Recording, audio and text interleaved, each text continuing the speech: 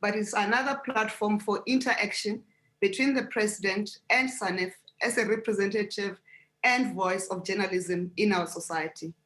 As a friend of the media and a strong believer in open democracy and transparency, my predecessor, the late Minister Jackson Mthembu, was a passionate advocate of this platform. So, Mr. President, today's question and answer session follows your recent State of the Nation address, as well as the Ministers of Finance tabling of the budget of 2021-22 financial year.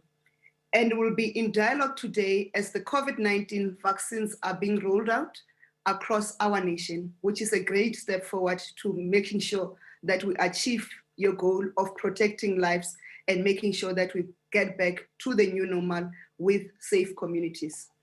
A great deal is unfolding in our country, and today is an opportunity for to explore this and other issues with our head of state and government.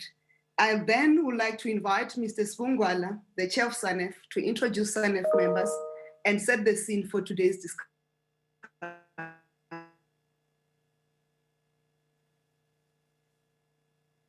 Thank you, Minister Ntshavheni. I hope that I'm audible, colleagues. Mr. President, colleagues, good afternoon. Mr. President, we meet exactly a week away from the date when the first case of COVID-19 was confirmed in our country. I think all of us remember that test statement that mentioned that a 38-year-old male who had traveled to Italy with his wife had tested positive for COVID-19. And I think from that moment on, we've since moved on from a society that thought that we were unaffected by the coronavirus to one that continues to grieve for loved ones and pray for the recovery of those who are in hospital.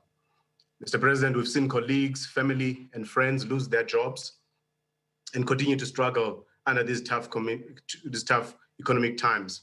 But that said, here we are, and we welcome this first engagement with you for the year 2021, and we hope that we'll continue to do so over the next 3 quarters of the year. Mr. President, before I introduce my colleagues who are here, I would like to abuse a privilege, and I think that it would be remiss of me if I didn't address the issue that has dominated headlines and timelines of social media platforms. That is the issue involving ENCA journalist Lindsay Dentlinger and the interviews that she conducted with various politicians recently. I think this issue and the response that it has elicited should be one big lesson for us as the media industry. And it is not just about ENCA or their journalists, but it is about us as the media and as journalists who care about our profession and also the relationship that we have with the audiences that we serve. As a starting point, I think that it challenges us as newsrooms to now introduce standards of procedure in terms of how we treat guests during these times of COVID-19. If it becomes an unwavering rule in every newsroom to make sure that journalists on the field wear masks and also ask their guests to wear masks, that way we won't have to deal with such a situation where we are seen as the media to be treating white politicians differently from black politicians. Secondly, I think it is important for us to acknowledge that those who are angry about this incident are justified. The individuals who feel affronted have a right to be angry, and they also have a right to be heard. We should not be dismissive of their feelings. This country has a dark and a painful history of racial prejudice and violence, and it is not for anyone to tell those who feel racially maligned that they are being malicious. This is a moment that calls for cool heads and for reflection. And as journalists, we're people. We all have our unconscious biases. Therefore, it is important that we take the time to reflect on our actions and also how we relate to our guests and audiences. Where we have made mistakes, we should admit our mistakes. We should not be defensive and cast those who criticize us as being malicious. Journalists are not above criticism. That is why I feel that the statement released by ENCA last night is quite unfortunate, and it lacked the maturity that this moment demands. This is not the time for us to bury our heads in the sand and to be defensive, because such a position only serves to harden attitudes and perpetuate perceptions that we don't care about the feelings of those who feel wronged. I must add, though, that it is quite encouraging that Lindsay has reached out to the gentleman who felt othered by her actions. It shows that she was sensitive and mindful of how the incident made them feel. I think for us as the media, this incident gives us an opportunity to move forward and to draw important lessons from this episode. We have to understand the power we possess as the media and how our portrayal of people and groups of people influences our audiences and their attitudes towards those people. We know the role that we have to play. It's an important role in advancing our democracy. It is power that we have to handle delicately and with the sensitivity that it requires. That is why, lastly, it is important that newsrooms introduce and encourage diversity training so that we can be more aware of diversity issues, and also to arm our journalists so that they can work better with people who have different backgrounds and qualities to our own. I think this will assist us to be more aware of the limitations of our own worldview and be more sensitive to our cultural differences. More importantly, it will assist us to deal with our unconscious bias. From our side as SANEF, we have our subcommittee on diversity, whom will task to undertake this important project. Mr. President, you recently delivered your State of the Nation address, and 2 days ago, the Minister of Finance delivered his budget speech. I'm sure there's a lot that you want to share with us, and there's a lot that our colleagues want to raise during this session. Importantly, I'd like to introduce our members of council, the Council of SANEF, and also our management committee who are here. But more importantly, we also have journalists who represent various media houses. I would say that we have a fair representation of our industry attending this session today. So that said, Mr. President, let me not take any more of your time and hand back to the minister. And once again, thank you for making the time to meet with us. Thank you, Minister. Thank you, Ms. Wu. And thank you for confronting the issue that is making South Africa discuss the role of the media and whether you can be held to account when you have erred. And it's good that as chairperson of SANEF and the leadership of SANEF has acknowledged the weaknesses, and you also prepared to move to the feelings of the people of South Africa as a journalist that continue to become the voice of our people when it is necessary. And therefore, that statement that you've just made, it's important for us to, in terms of connection. Mr. President, I'll then request you and invite you to respond to the opening remarks of Mr. Ngoy. Well, thank you very much, Minister Khumbudzo Ntshavheni, Program Director. And let me also extend not only my greetings, but also my thanks to the chairperson of SANEF, Sbu Ngalwa, and editors and colleagues, and good afternoon. I do welcome this opportunity to engage once again on issues of national importance, in particular, the priorities and tasks that we outlined in the State of the Nation. I had wanted to engage with you all a little earlier when the issues were still fresh, but I guess we all had other engagements. But this is still an apt time for us to be able to engage and exchange some views and thoughts. I just saw a headline announcing this engagement, that President to be grilled by the media. And as you were speaking, Sbu, I imagined that you might be having some baula somewhere there, a brazier about ready to grill me and turn me over and all that. You are just too friendly a guy. I trust that's not the imagery that will ensue. But thank you also right at the beginning for addressing the issue you've just addressed. When I saw what happened outside the doors of Parliament, I was quite disturbed. but thank you for raising it in the sensitive manner that you have raised it. And we should all, as South Africans, accept the position that you and SANEF are taking on this matter. And we all learn, we all make mistakes, and let's hope that this will continue to be what guides us as we deal with many issues in our country. Many of the issues that we discussed in the State of the Nation address have been discussed and debated over the past 2 weeks, both in Parliament, in the media, and across society more broadly. When I introduced the State of the Nation address, I made the point that this is no ordinary year, and I think all South Africans will attest to that.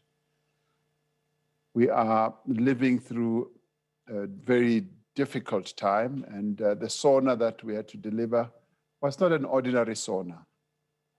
Instead of outlining what you would call the full range of government programs for the year, we sought to focus on a few overriding priorities that are meant to address the current conjuncture, the current period that we are in. First, we said we must defeat the coronavirus pandemic because that is prominent in everybody's mind right now. The vaccination program is one of the central pillars of this effort. Last week, we started phase 1 of the program with the vaccination of health workers. And may I say, I also got vaccinated, and some amongst you were saying, well, the president should have been last to be vaccinated. We did debate this issue and postulated on it quite extensively, and felt that with the saga that we've been through with AstraZeneca, it was important that we should show confidence in the vaccine that was administered. I had wanted to be the very last when we came up with the vaccination program, but it was decided that I should be amongst the first. And to date, we have administered over 52,000 vaccines, just above 52,000. Further doses of the Johnson & Johnson vaccine will be arriving in the coming weeks. And in fact, a batch is about to arrive in the country in a day or two. And then we will have further hundreds of thousands also arriving. As has been reported, in addition to the 12 million doses that we will be receiving through the COVAX facility, we have secured further doses directly from Pfizer, as well as Johnson & Johnson. Negotiations with other suppliers are ongoing, and those are with various entities like the Sputnik and the Chinese and a number of others, including Cuba and a few others. And we are confident that we will be able to secure the quantities that we require. Even as the vaccine rollout gathers pace, I believe that it will be necessary to continue to pass on the message that our people must wear masks and the social distancing must be the order of the day, and we should avoid crowded places. South Africa has emerged from a second wave of infections, and we must now do everything within our means to contain further surges. This is vitally important if we are to restore our economy to full operation. And in the coming weeks, we will be meeting with premiers, metro mayors, and other stakeholders to assess the situation and to decide on appropriate measures of dealing with the pandemic going forward, now that we are where we are, with infections tapering down. Obviously, people are asking, should we be remaining at level 3, or should we be opening up more and more space for the economy? Because our second overriding priority is to accelerate and open up the economy, but to accelerate economic recovery. Our focus on infrastructure investment, the public and social employment, the whole issue of localization, and support that we need to give to struggling companies and households was reflected in the budget priorities announced by the Minister of Finance this week. Now, a critical part of our recovery is to use competition law, procurement, and sectoral master plans to create space for new entrants and particularly for the development of small, medium enterprises. Now, we remain committed to reducing our sovereign debt in a responsible manner, changing the composition of our spending, more from consumption towards investment, and sustaining spending on health and education. Our third priority is to implement the economic reforms that we've been talking about, reforms that have also been raised by our key role players, business and labor and communities. We have already seen progress in areas that have long been stalled, where not much activity was happening, including the expansion of our energy generation capacity. Just yesterday, we saw an announcement of self-generation, the largest in our country, of 40 megawatts by a private company, and more of these will be coming. And we've also focused on digital migration. The issue of skills is also key, and the rail and port development. Now, through Operation Vulindlela, open the way, as they say, working with implementing departments and agencies, we expect to see important progress, particularly in the coming months. And this will help to reduce the cost of doing business and also increase the overall competitiveness of our economy. Our fourth and final overriding priority is to fight corruption and to strengthen state capacity. Among other things, we have embarked on a process to professionalize the public service. It is a long-term process, but everybody is embracing this initiative.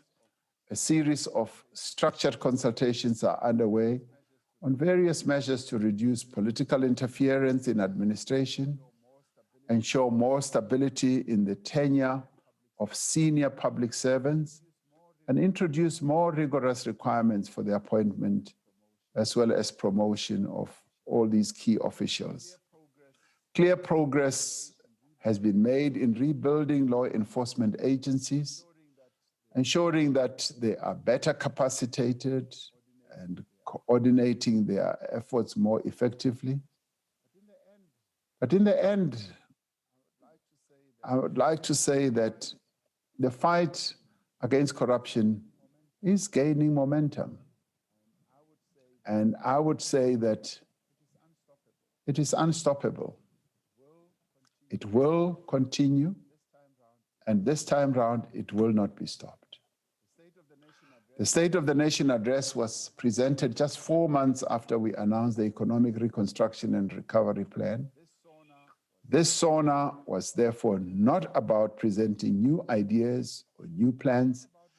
It was about reporting on what we have done in those 4 months, what progress is underway, and what action we plan to take in the year ahead. Before I conclude, I'd like to commend the media for the vital role that you've been playing in keeping South Africans informed, particularly during this crisis. This work will become increasingly important as we confront disinformation, unsubstantiated rumors around the efficacy and safety of the vaccines. As a country, I think we have a huge mountain to climb, but we know that the path that we have to take is a difficult path. We do have the means and the will and the stamina, may I add, and we've made a solid start. It's not a shabby start, it's a solid start. And thank you once again for this opportunity. And I look forward to engagement with you, to being grilled by all of you. Thank you so much. Thank you, Mr. President, for those remarks. And the grilling starts now. So we are going. we are going to take the first round of questions, and I'll take 5 hands. And we have the questions. Can we keep the questions brief and direct? And then we can then start, the president will respond and will then take the next set. Can I see a show of hands? Mr. Peter de Deut, you can start.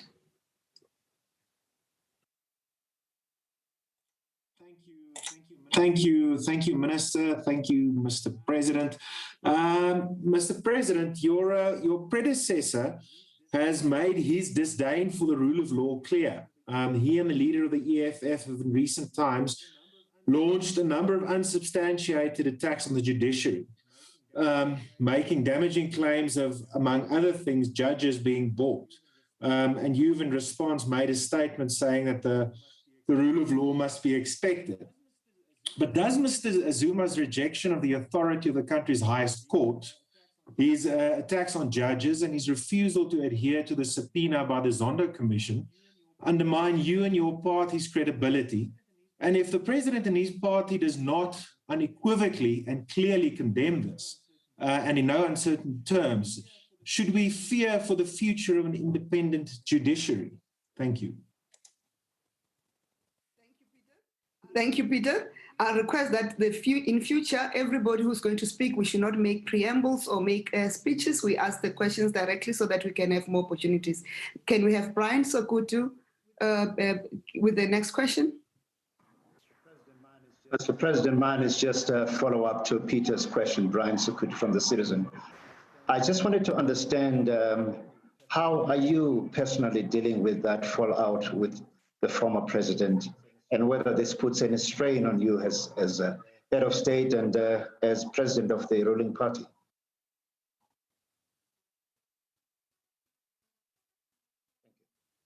Thank you. Thank you, Brian. Can we have Adrian Basson with the question?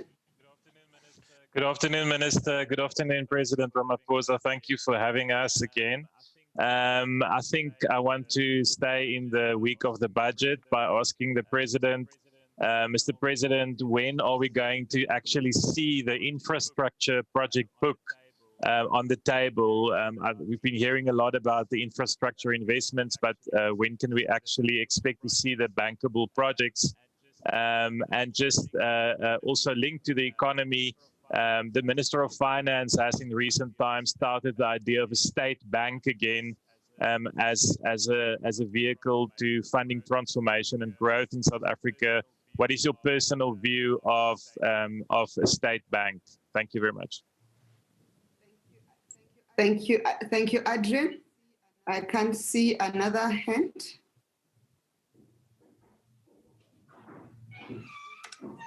Mr. President, I'll invite you to the press. Mr. President, before you respond, can I have Christian Duplessis asking the next question? Thank you.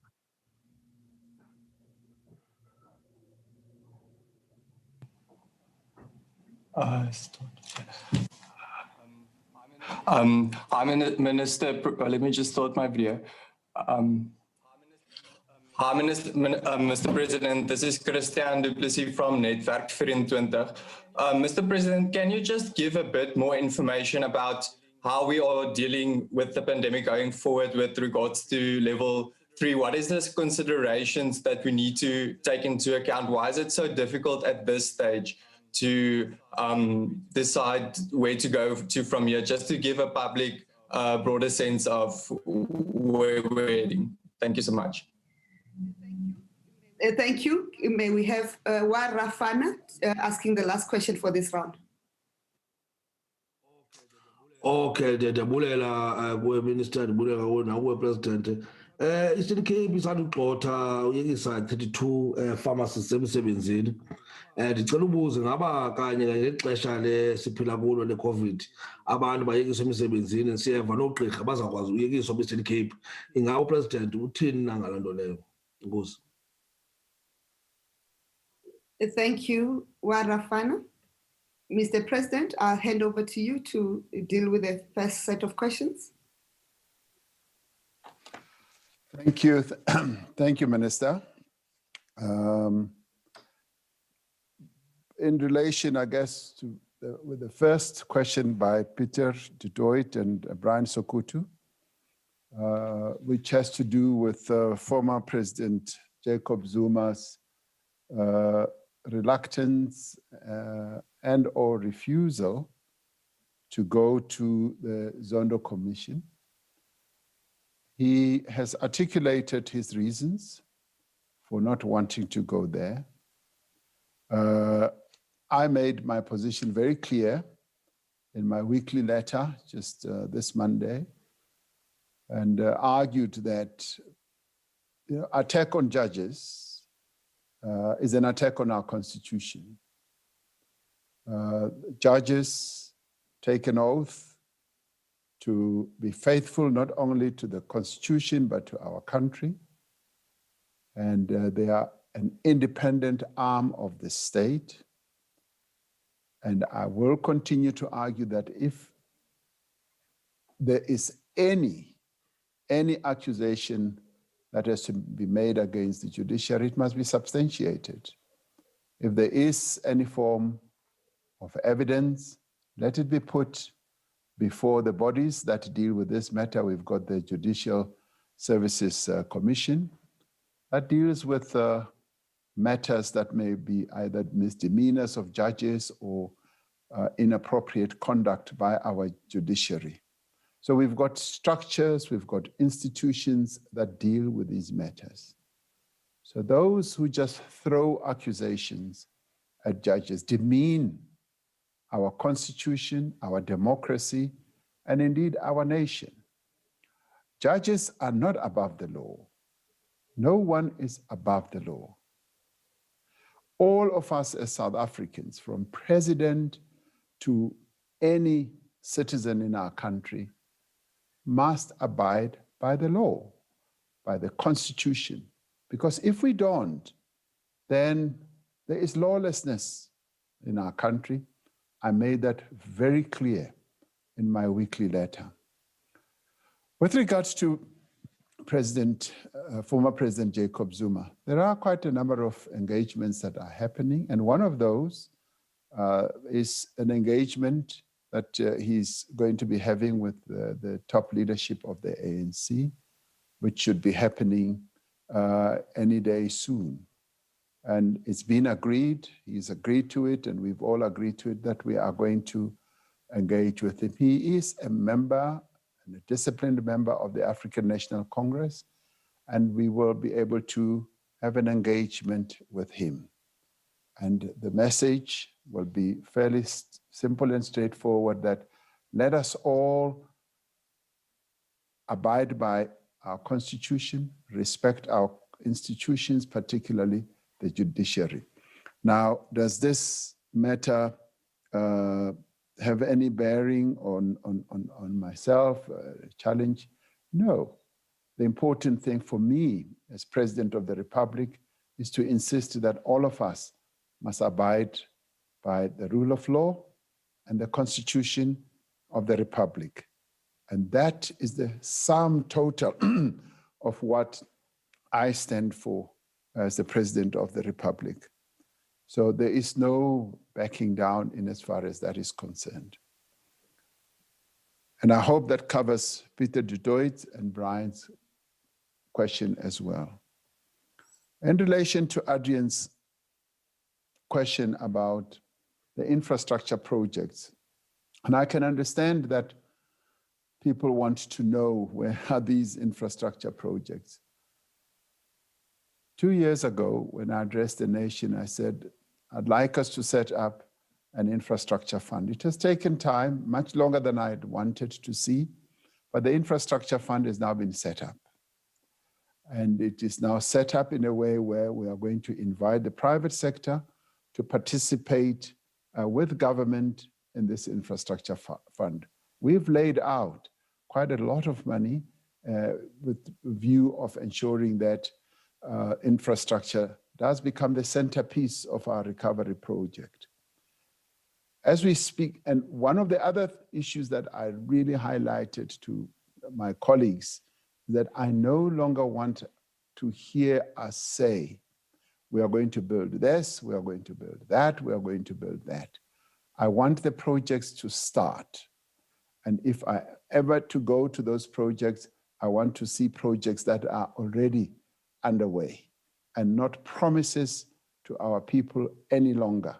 But in any event, as we speak, in just the third week of March, we're going to see a major project in the Northern Cape, in the Postmansberg area, where we're going to have a 12 billion rand investment for 100 megawatts of concentrated solar power project that will be taking place in the Postmansberg area. And preferred bidders have already been appointed, and there is a procurement program that will be announced in March. And human settlements, a number of projects, project ready, shovel ready, and they're also going to start. On transport, we are going to be seeing in the next 2 months, road tenders to the value of 11.6 billion are now at procurement stage. And these are some of the issues that I never really wanted to be broadcasting now. I actually want the work to start. And I know that we are all impatient. We all want to see where these projects are. We want to see the cranes. But all of this is going to get underway. With regards to water, 23 billion rand for the Umkomazi water project is going to get underway. On ICT, a number of other projects, and student housing, precisely some of those projects that I've spoken about. And the good thing with this important pillar of our recovery process is that we are attracting a number of development institutions to participate, and we are attracting the private sector to also participate. And I'm expecting that this will gather moss, it will gather momentum as we move on, because at times you need to start with a project and the investors then see that something is happening. I've often believed that it is us as South Africans who must invest.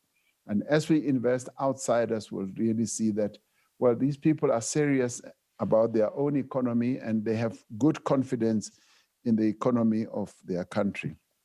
Now, what is my view on a state bank? I fully support the establishment of a state bank at an organizational and at a personal level. There is space for state bank. The land bank is a state bank. The IDC, if you like, is a state bank. And many countries, that developing countries, have a number of state banks. You look at a country like China, they have a plethora of banks, agriculture bank, construction bank, and a whole number of others. And the banking sector in our country is dominated by just 4 or 5 banks. And we therefore need to open up space for more competition so that if any entrepreneur, any business person wants to get a loan, they should not just be limited to 3 or 4 banks. They must be able to shop around, get the best on offer. Yes, of course, we do have a number of others, like for the small medium enterprises like SIFA and MEGA that Minister Ntshavheni oversees. Those also give loans. Now, a state bank would be a much larger one. And of course, we will ensure that it's run properly in terms of corporate governance and all that. And it needs to be properly capitalized. I mean, for instance, if we had such an entity, even the 200 billion rand that we've asked the banks to administer as part of the COVID relief, some of it could have been channeled towards that type of bank. And their requirements would have been the type of requirements that would also promote development. And truth be told, our banking sector is risk averse. They're immensely risk averse. I was listening this morning to a person who runs CIFA or one of these entities that gives loans to medium enterprise. They said, our banks are risk averse and they are entities that operate in the middle sector and they are willing to take more risk. And even as they take risk, they find that the bad debts are not exponentially high. And so therefore we need more banks, and the state bank would be able to address that. And of course, I would insist that it must be run in accordance with the best of governance principles. Level 3, how are we dealing, or better still, let me say, how are we dealing with the pandemic? We are guided by science. We've always said that. We're guided by the outstanding scientists that we've got, medical scientists and epidemiological scientists, as well as genetic scientists. And we've got many of them in our country. And I feel comfortable each time that I have to take a decision, that it is a decision that is based on very good scientific and well-tested information that is put before us. And I'm very proud to have the type of scientists that we have, because they've proven that they're leading scientists in the world. They are ahead of the curve of the world in many, many cases in as far as dealing with the pandemic. And so therefore, we are in conversation with them. They are meeting in their own committees, and the National Coronavirus Command Council meets every week, as you know, and we are giving consideration to how we should continue managing the pandemic. As we speak now, the rate of infections have tapered down, and it does require us to re-examine exactly where we are. And shortly we will be coming up with announcements in relation to how we continue managing the pandemic going forward. And of course, in doing so, we're often concerned about indicators and events that are going to be coming. In December, we were worried about Christmas period, and then there was the second wave. Now we need to keep our eye on the Easter period, where people gather in large numbers. So all those are matters that we need to take into account and balance it all with the scientific information that we get from our scientists. I think that deals with Rafa from the Eastern Cape. I think I didn't quite hear everything. Mfondini bowuthethela phansi andikuvanga kakuhle yonke lento bowuyithetha. Kodwa ndive ndikhona ngokumongameli. Ndikuve kancinci. Okay. Mongameli, for the past 2 months, Eastern Cape has shared imisebenzi 832 ye-pharmacists. Ngoku abantwana abaphelelwe imisebenzi. Ngoku kukho iiripoti ezintsha ezithi oogqirha nabo abathile bazaphelelwa yimisebenzi. Ngoku Mongameli, into umbuzo nje endiwubuzayo, kakanye ngexesha le-epidemic enje efana corona, kube kungona kupheliswa imisebenzi ebalulekileyo efana nento bazii-pharmacies.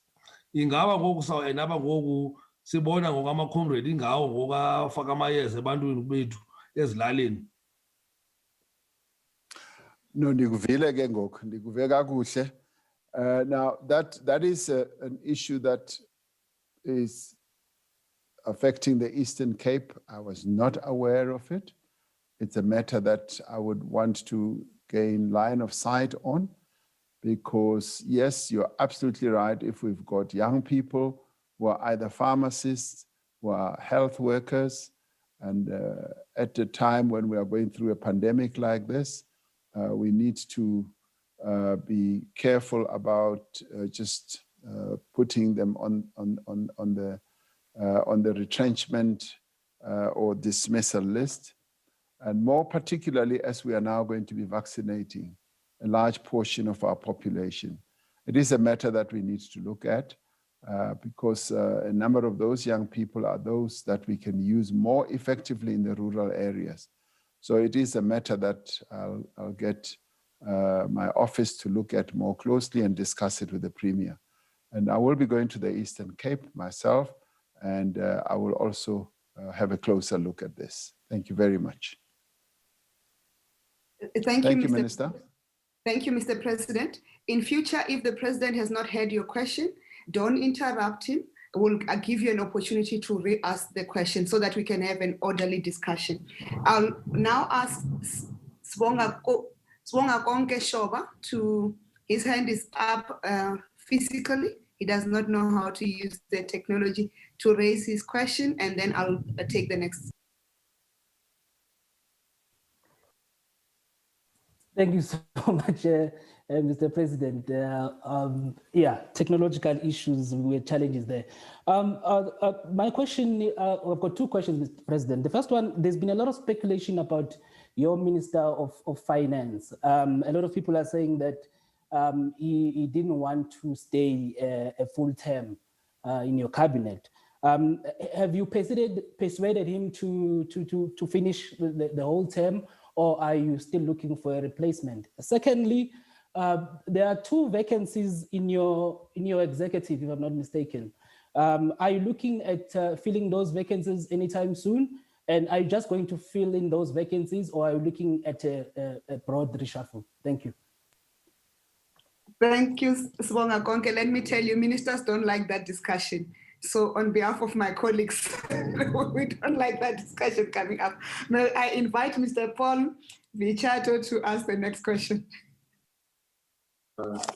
Good afternoon, Mr. President and Madam Minister. Thank you.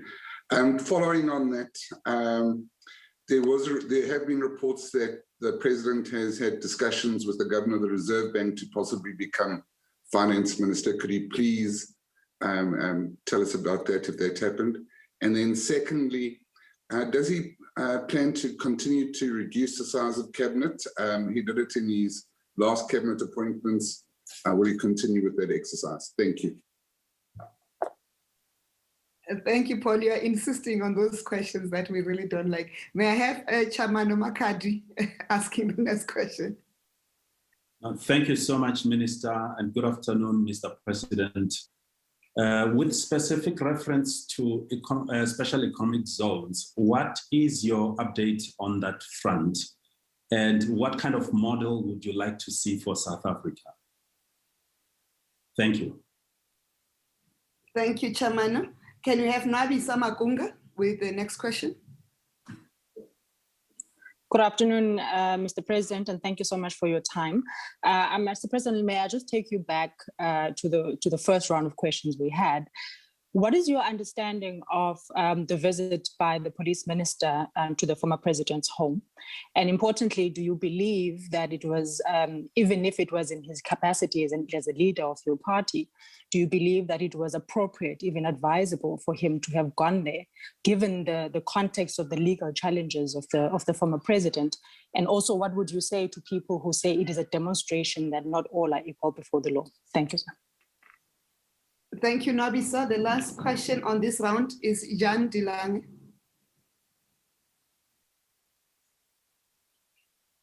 You are muted, Jan. Sorry. Good afternoon, Mr. President. Thank you very much for the opportunity. Over the last 10 months or so, I've been very privileged to interview various Black emerging farmers in several parts of the country to discuss their service from the service that they get from the Department of Land Affairs, and I made appalling discoveries. In Mpumalanga, I interviewed 27 Black farmers who were all the victims of attempts of corruption to force payments from them, amongst them an exceptional man called John Mobasa, who has a very successful mixed farming business near Amarillo, who bought his stud cattle from your stock, from your private stock. He has 270 beautiful beef masters, as well as 470 hectares of land of millie grace that he started planting just the day after I visited him in October. He sent me pictures yesterday. Those millies are 30 or 40 centimeters higher than he is, about 6 foot tall, 1.75 meters, like you and me. And he's been living on that farm for 5 generations. I visited the graves of his ancestors. Jan, ask the question so that we can have more time. Yes, he's been asked to pay 250,000 rand to stay on that farm where he lives for 5 generations. All 27 members of that association were victims of similar issues. In the Western Cape, we have I've included yes recently. And I want to point out that this department has to administer the process of Section 25, the amendments to enable expropriations without compensation. Can you give us an idea are you aware of this situation? What do you think should be done? I've been trying to convey this to the minister, and it was to no avail over 6 months. Thank you, Jan. The question is... Sorry for taking the time on that. Thank you. Mr. President, that's the second round of our questions. I hand over to you for the response. Thank you. Firstly, to Shoba about the Minister of Finance. I know nothing about a replacement of the Minister of Finance. This is news to me. There is no such plan, there is no such intention, and there's been no such discussion as well. The Minister of Finance continues to do his work. He's been doing it extremely well. He's built a very good young team in Treasury that is really demonstrating that they've come to grips with these complex matters of finance, and they're doing very well from the Director General right through to the DDGs and a number of other officials. They have really become a solid team that is also innovative. And I know that a number of people have tended to say that Treasury does not have the gravitas and the standing it used to have.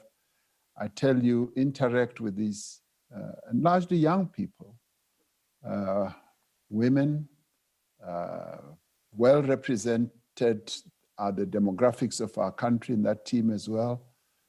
They are really the pride of our nation, and the minister leads that team, and he's been doing very, very well indeed. You saw how he delivered the medium-term budget statement, and now the budget, and well supported by his team. So there's no intention to do anything there in that regard. What about the other vacancies? Yes, there are vacancies that have to be filled, and we are giving consideration to that. Yes, at the appropriate time, the decisions will be taken and the announcement will be made. And Paul asked whether I've had any discussions with the governor of the central bank, of the Reserve Bank. Yes, as president, it is my job as well to be briefed by the governor of the central bank about a whole number of matters, but we've had no discussion that goes beyond what we need to talk about, which is the monetary position. And central banker remains independent, and which is what I support very, very strongly. And we are even careful about what we talk about, because what we talk about should never even begin to touch on issues that have to do with the work that they have to do, where independence has to be the order of the day. The question from Paul again about reducing the size of the cabinet. We reduced the size of the cabinet. Things in government take time to, settle into place, and we are proceeding to bed down, as they say colloquially, the processes that we initiated before, and so there is no such intention at the moment. I think Chairman Makadi asked about economic zones, EPZs. EPZs are a very important addition to the economic activity in our country. They're job creators, but they're also bringing foreign direct investments. But apart from that, they also bring in technology into our country. And the EPZs that we are establishing are doing extremely well. And one entity, the Kucha development company, the corporation that we've got, has developed a great proficiency in establishing EPZs for a number of places in our country. And they're also going continental now. They are advising the setting up of EPZs in a number of countries on our continent, as I said in my reply to the State of the Nation. And they are becoming a pride of our country because they've advised the Tshwane, and they've helped to set up the Tshwane EPZ, which is going to be the auto EPZ.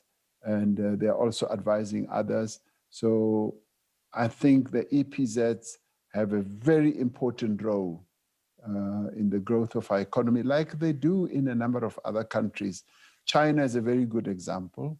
The economy of China was also largely initiated by the setting up of EPZs, and today they are the #2 economy in the world because of the spark that was lit in the initial EPZs that they formed.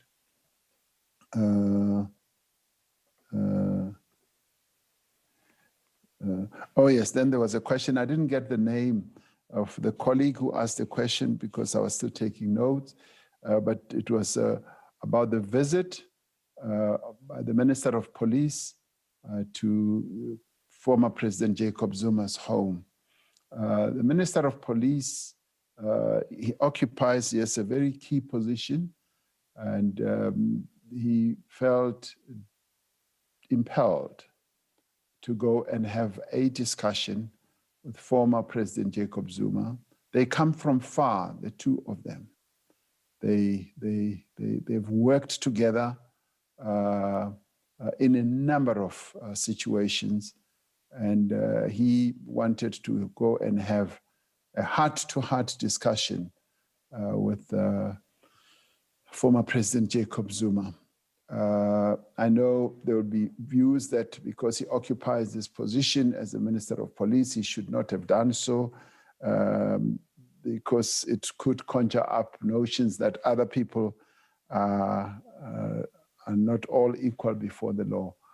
I don't think we should even go there, because I'd like to dispel that notion, because from the report that he gave me, all they really ever discussed was the situation that former President Zuma is in now in relation to going to testify to the Zondo Commission. And it had nothing to do with whatever case, and that I can assure you that it was just as plain and as pure as that.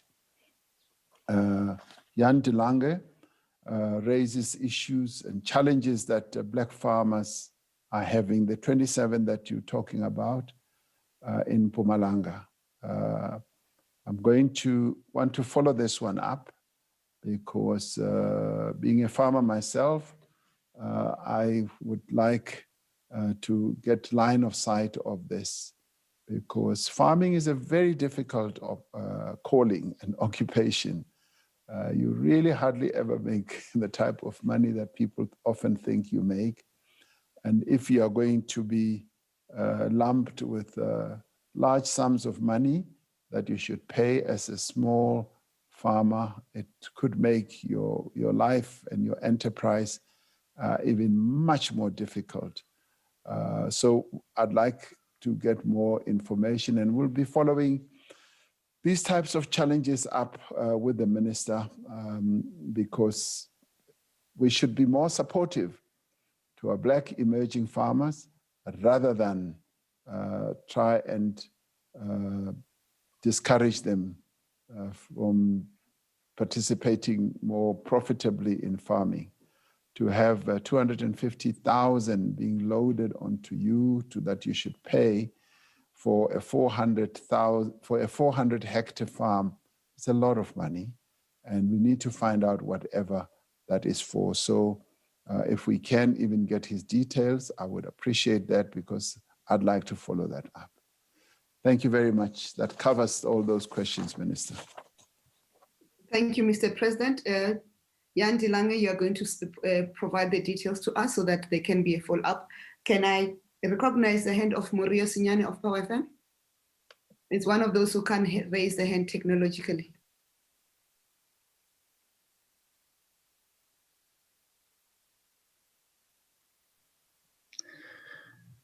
Well, good afternoon, Mr. President.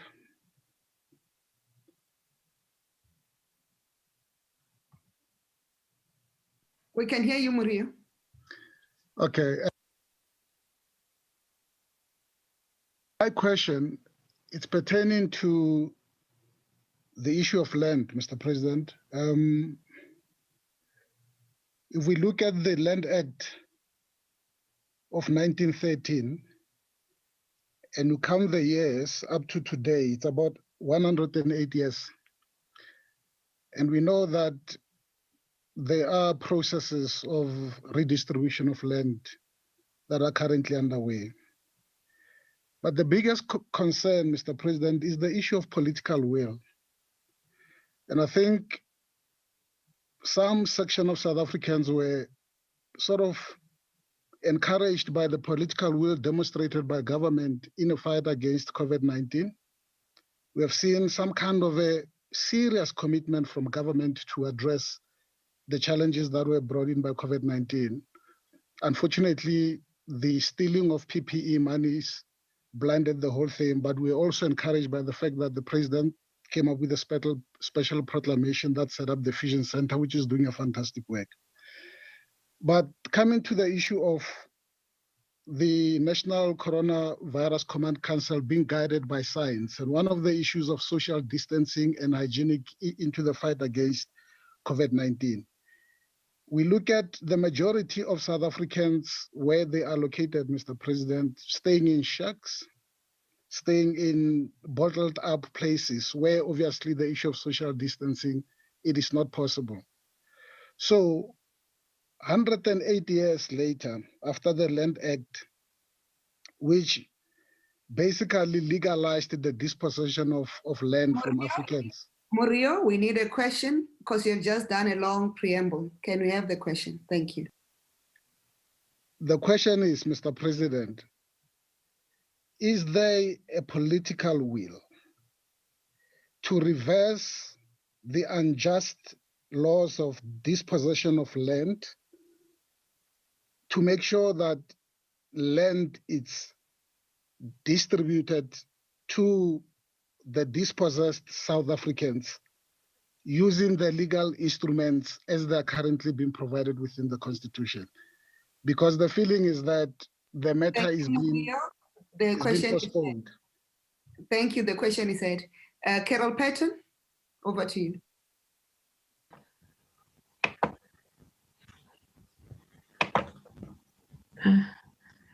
Hi, good afternoon, Mr. President. Good afternoon, Minister. Thank you for the opportunity.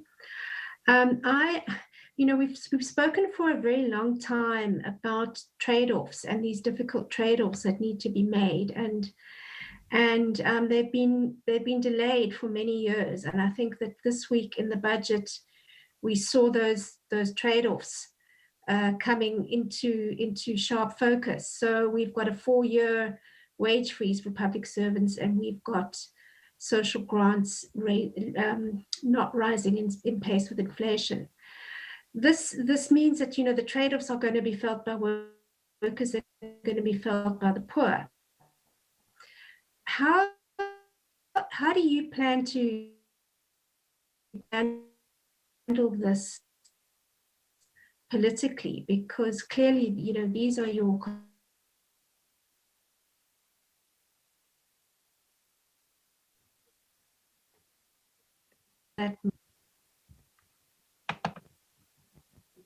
Thank you, Carol. Can we have Mzondo Beche?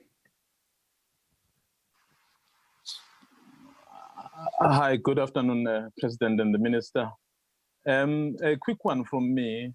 The President has really been speaking about the issue of service delivery and saying he wants implementation. But given what some of the towns are looking like, how they are being neglected, and then it's really difficult to see how, honestly, the government will turn around the situation, even where the infrastructure, Mr. President, had been operating. In fact, a very quick example, I mean, I drove past Standerton, and that is a major, an important town, but the way the roads are dilapidated there, you'd think there's no council. So how do you, Mr. President, plan to fix all of that? I know that local government elections are coming, but this does seem like a serious, serious challenge. Thank you, Mr. President. Thank you, Mr. Mbeche. Can we have Tim Cohen? Yes, hi, thank you very much. Hi, Mr. President. Hello, Minister. I appreciate the time, really. It's excellent to hear all the questions and to see you all. I have one quick question, one sort of perhaps longer question. The quick question is, SAA have asked for an extra 3.6 billion rand. I presume no decision has been made, but I just wondered whether you were inclined to give it to them or not. This would be on top of the 16 billion rand that they've got already. Government has sort of bent over backwards to facilitate SAA. I wonder whether you'd be prepared to go the extra mile. The slightly longer question is about, I'm interested in the acquisition of vaccines outside of the ones that we've already got. You mentioned getting vaccines from Russia and from China. How does that process happen? Do we have any contracts signed at this point? How will they take place? Will they take place directly through the governments, or will they take place through third parties or with the companies involved? Is government prepared to work through third parties in this process? Thanks very much. Thank you, Tim. The last question on this round is Mr. Hopewell Hadebe. Over to you, Hopewell.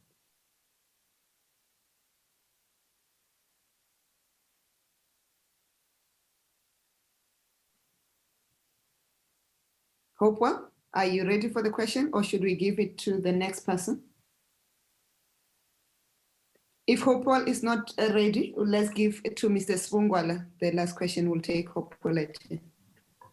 Sorry, ma'am, that's an old hand that was covered. I apologize. Okay, over to you, Sbu.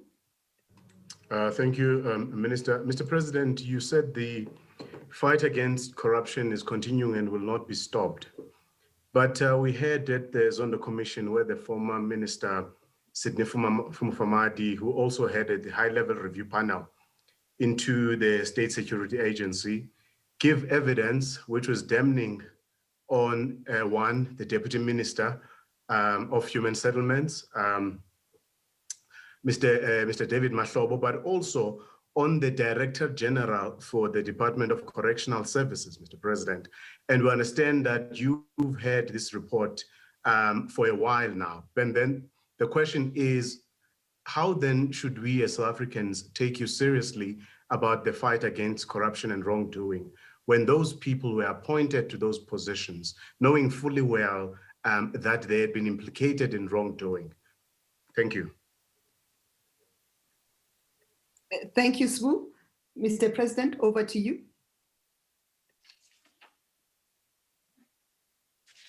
Yes, thank you. Thank you, Minister Chaveni. In relation to Mario's question, is there political will to ensure that land is distributed to those who were dispossessed of their land using legal instruments? I must say that, yes, the political will is there. When I came into office, one of the first things that I did was to make sure that we have a report. We instituted an advisory panel on land, which gave us a report.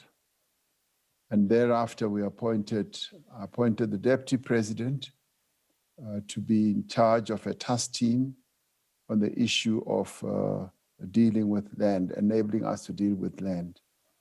They are continuously now in the process of distributing land, and hundreds of thousands of hectares have been distributed to our people, and they continue to do precisely that. I have also added another task to them, that I'd like them to go through a proper audit of all those farms that are now lying derelict, that were part of the restitution process that was started years ago.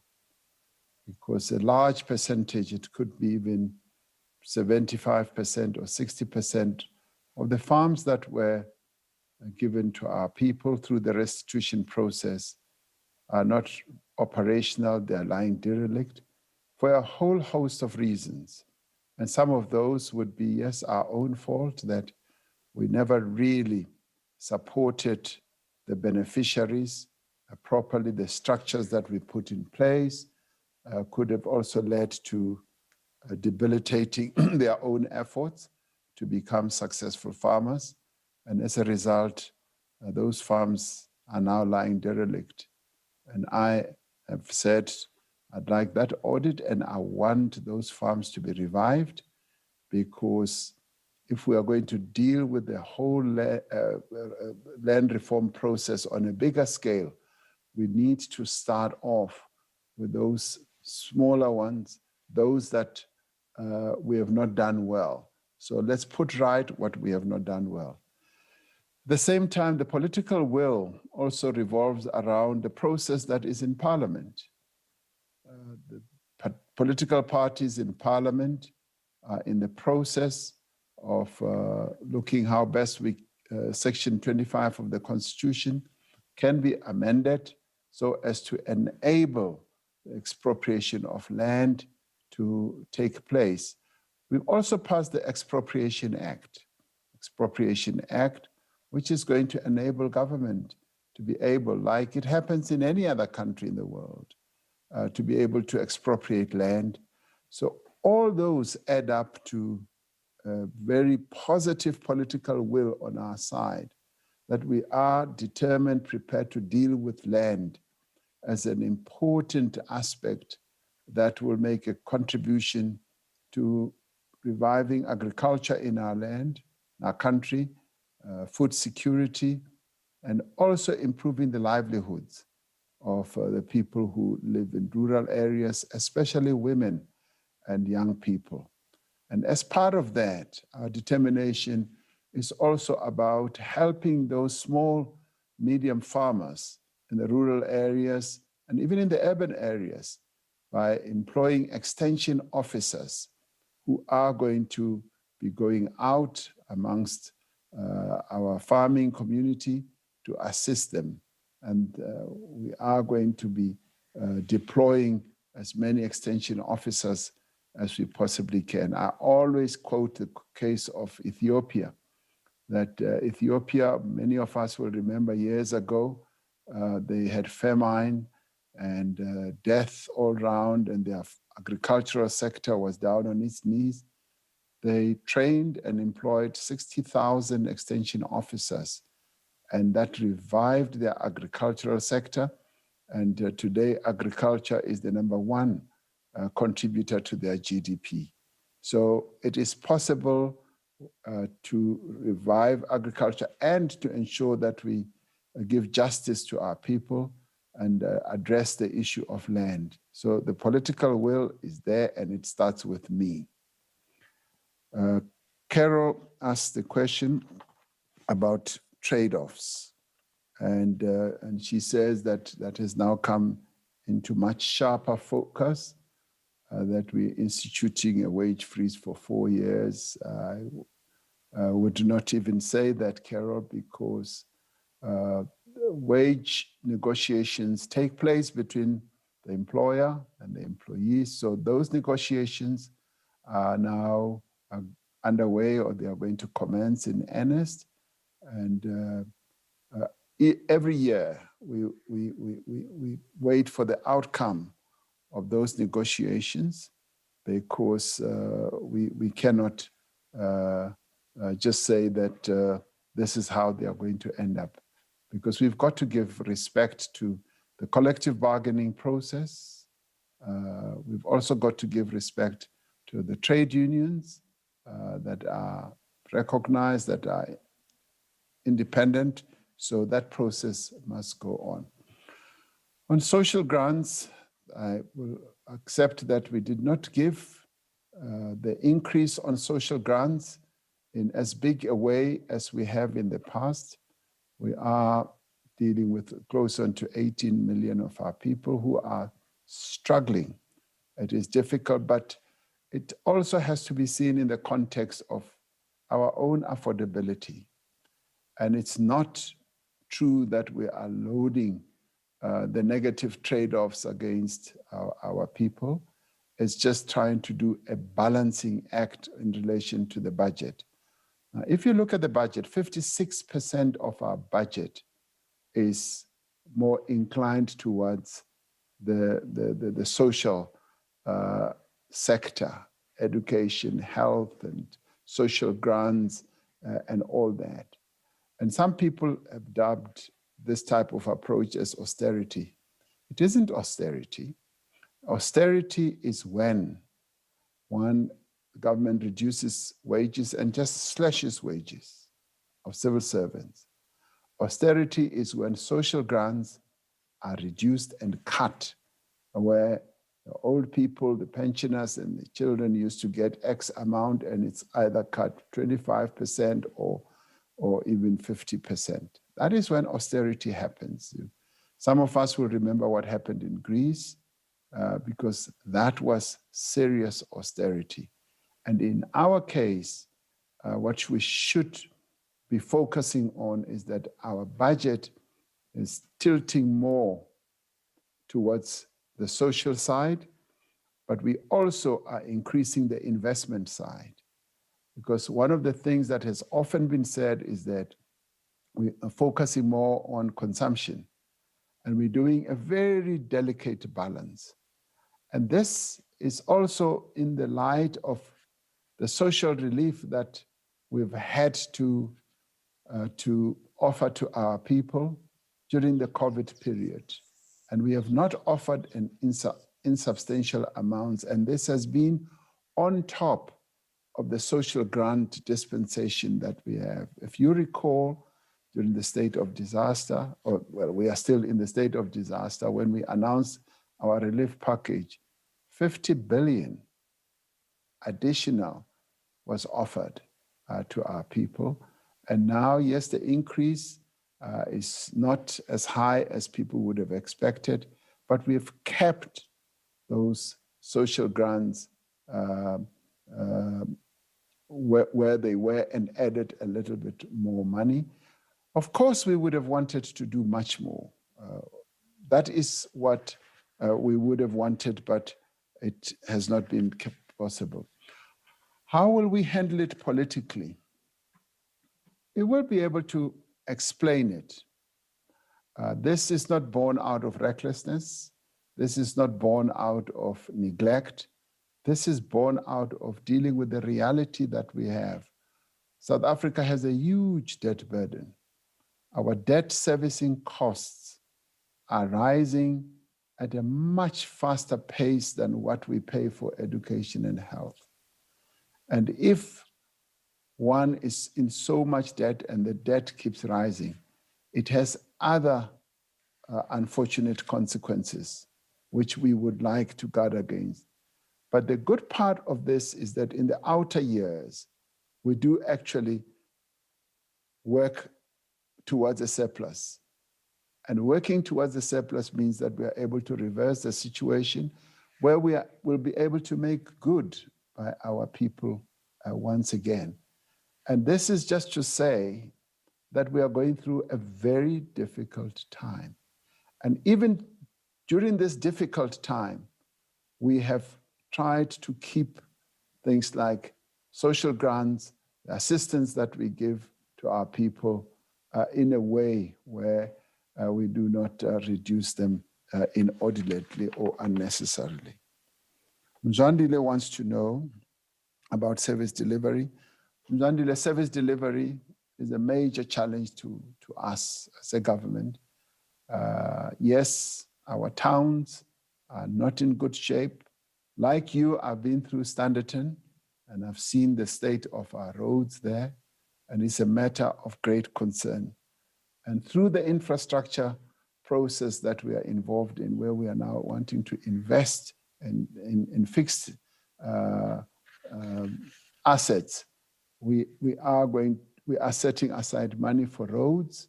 We are setting aside money to deal with all those challenges. And we will be addressing all those on a continuous basis. Tim raises the question of the 3.5 billion. I'm trying to remember what it is, but let me answer the second question you asked. The what, sorry, remind me? It was about SAA. I beg your pardon for interrupting. Oh, yes. Now I remember. I didn't write SAA. I just wrote 3.5 billion. Not that I'm trying to run away from it, Tim. Yes, SAA requires another 3.5 billion. It has not been catered for in the budget. It is a matter that has to be properly discussed. And the approach that Department of Public Enterprises is now taking in all this is that if you make a request, it's not just going to be taken as you arriving at your uncle's door and say, I need money, and you're just given the money. They are going to look at it very, very closely and see what is behind it. And so therefore, for that reason, because that process needs to take place, that has not been done.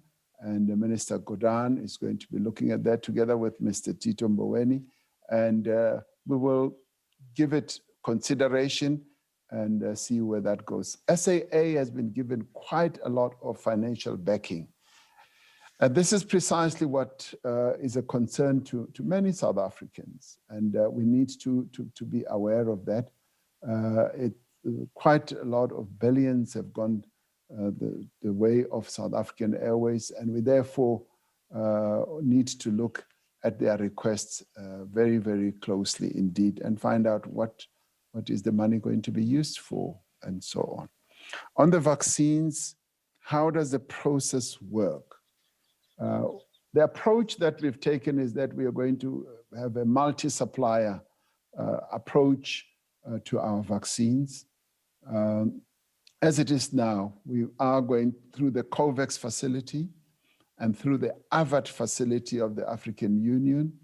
We are going to get vaccines from a number of suppliers. It will be Pfizer, it will be, yes, AstraZeneca, not for our variant here, but Johnson & Johnson and the others. And we are looking at Sinopharm, we're looking at Sputnik.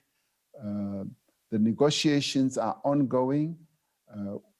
We're not really doing the negotiations through third parties. They are being done more directly, and where the need arises for calls to be made by the minister, even by the president to the other head of state, that happens because vaccines have become a global matter, and heads of government get involved in mobilizing the vaccines for their nations. And we have done the same. ministers of health who ordinarily never really get involved because it's a procurement issue are also now involved. I got quite deeply involved with the AVAT facility at the African Union side, and I also sit on the global one as one of the co-chairs with the Prime Minister of Norway.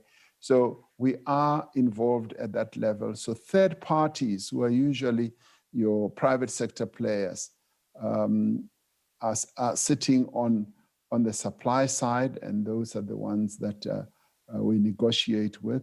So the negotiations are ongoing, and those vaccines, Sputnik and Sinopharm, have been found to have greater efficacy, and the process of getting closer to finalizing those negotiations is ongoing, and I'm sure that it will be concluded soon. Sbungalo wants to know about some of the revelations that have been made at the Zondo Commission. Yes, we had the high panel review, the high-level panel review led by Sidney Mufamadi. It produced a report, and now the Zondo Commission is in the process.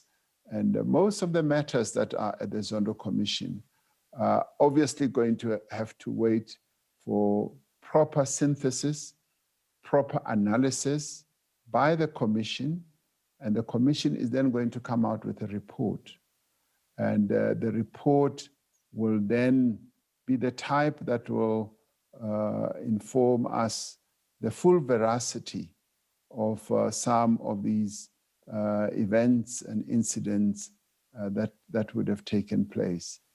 Now, the Zondo Commission is going to be concluding its work soon, and they will be reporting to me as president, and I will, and of course the report will be made public, and I will then examine the report, the weight of their recommendations, and then there will be a follow-through on the basis of what will have come out of that report. And I prefer to leave those types of matters there, because in the end, I've got to be procedural. I've got to weigh up the decisions that I take on a procedural basis and make sure that we act in accordance with those procedures. Thank you very much. Thank you, Mr. President. We are running out of time, but I've got two hands, and so I'm going to give each half a minute to ask their questions. I'll start with Wendell Rolf, and then we'll go to Sianda. No.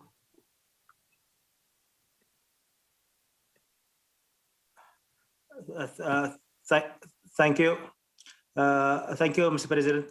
My question is very brief. With regards to the escalating insurgency in neighboring Mozambique, has the Mozambican President Nyusi or his government requested any military or other defense and security aid from South Africa? Is this something that South Africa will consider if asked?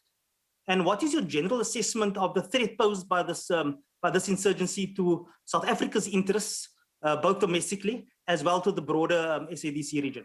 Thank you. Thank you, Zianda. Thank you very much, Minister. Afternoon, Mr. President. Mine is quite simple. Your Health Minister, Dr. Zweli Mkhize, has recently been implicated in collusion in relation to tenders and tender irregularities. I wanted to ask the President whether or not he believes then this threatens the legitimacy of your coronavirus efforts, especially now that you move towards the next phase of your vaccine rollout. Thank you. Thank you, Zianda. Mr. President, over to you. To Leroux's question, I hope I caught the name right. The insurgency incidents that are happening in Mozambique are discussed at the SADC level. Need 1 hour. The president and the government of Mozambique briefs the SADC family, and those matters are then properly assessed and synthesized, particularly in relation to the threat that they pose.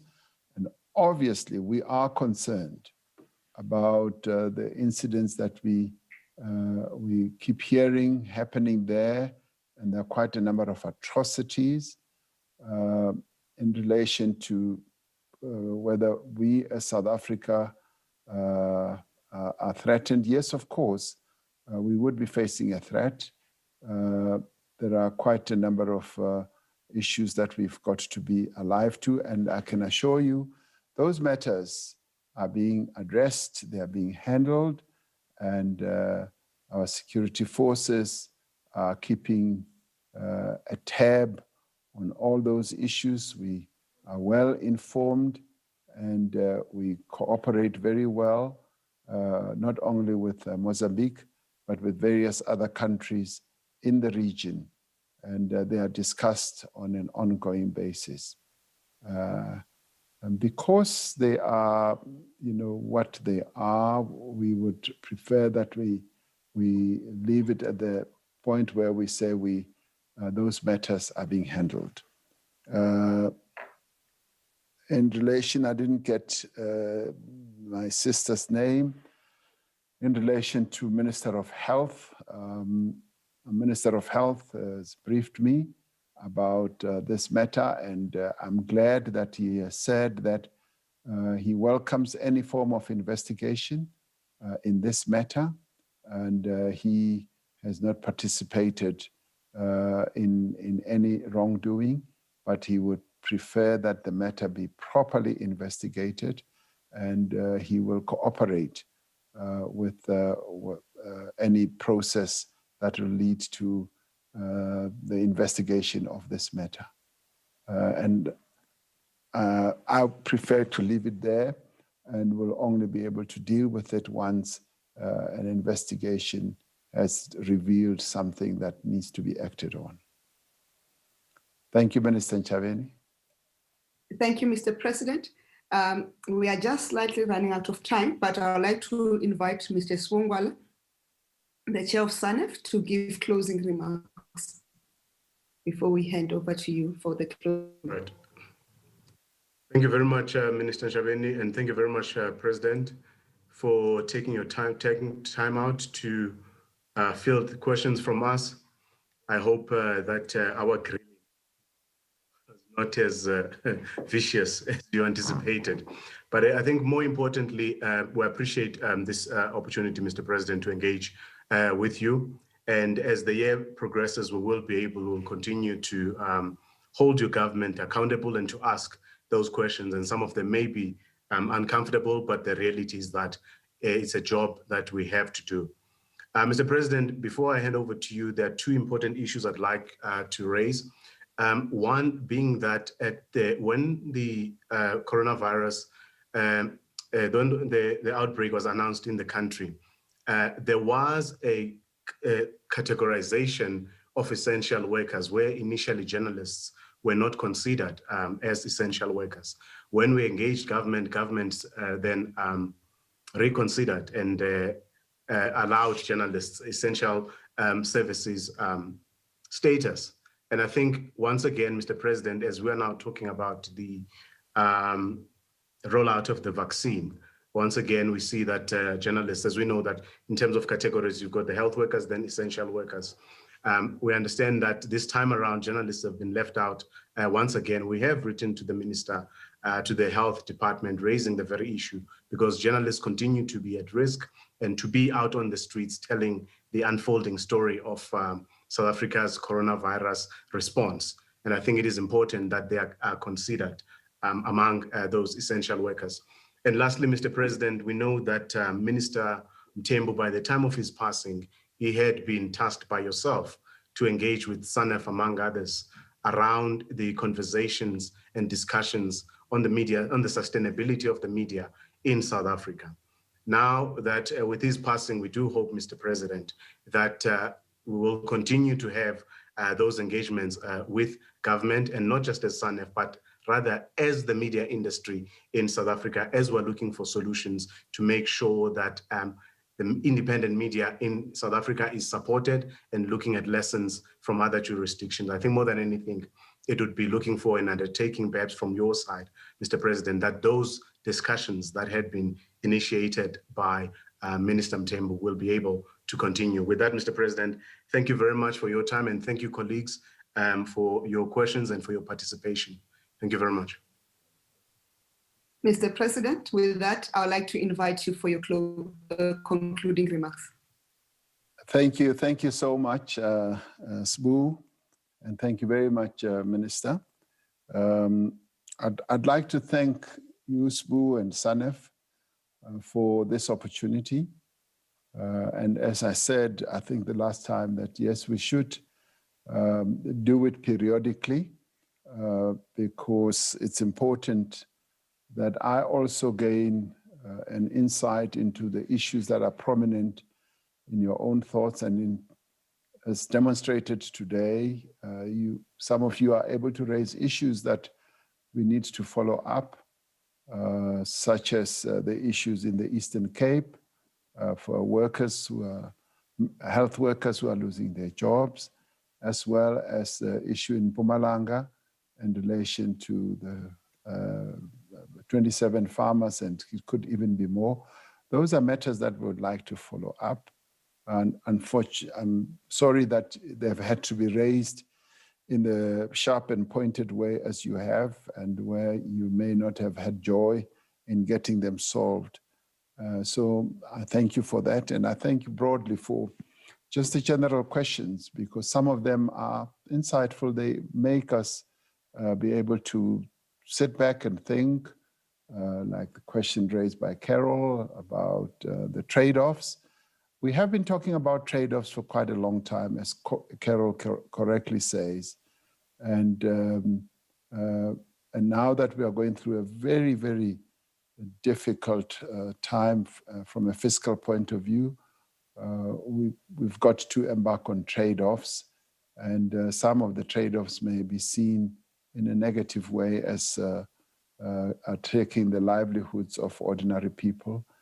But we need to go through this difficult period with a view of securing a much more stable future for our people as a whole, and not run the country into a real serious debt crisis. I thank you all for your participation in this move. The issue that you raise about the journalists, I would see no problem whatsoever of journalists also being considered amongst those who should get the vaccine at an early stage, because you are frontline workers, all things considered, because you are out there amongst our people, and you should be considered amongst those frontline workers. So I'll raise this with the Minister, the Department of Health as well, and the issue that you were discussing with the late Minister Jackson Mthembu, we will want that to be followed through. Minister Ntshavheni, even in her acting position, will pick up some of those issues. And once we've finalized the other issues of a replacement from Minister Jackson Mthembu, whoever will be appointed will take those discussions forward and make sure that we implement whatever Minister Jackson Mthembu was discussing with you. With those words, thank you very much. I feel thoroughly grilled. I feel like a roasted sausage now. And as you go home, just know that you've turned me into a brown sausage. I came here nice and red. Now you've grilled me to being a brown sausage. Thank you very much. Thank you, Mr. President. Thank you, Mr. President. Time. Indeed, the interaction was Yeah, the President ending the briefing with the South African National Editors Forum session there. And yeah, Mr. President must be very careful by calling himself the fried sausage or brown sausage, because it might actually stick, and they might stop referring to him as cupcake and call him brown sausage. But anyway, that's how it went. And of course, the senior editors of different publications engaging the president on a number of issues concerning distribution of land. And of course, the last point towards the end raised by the chairperson of the National Editors Forum, there is Bunga, about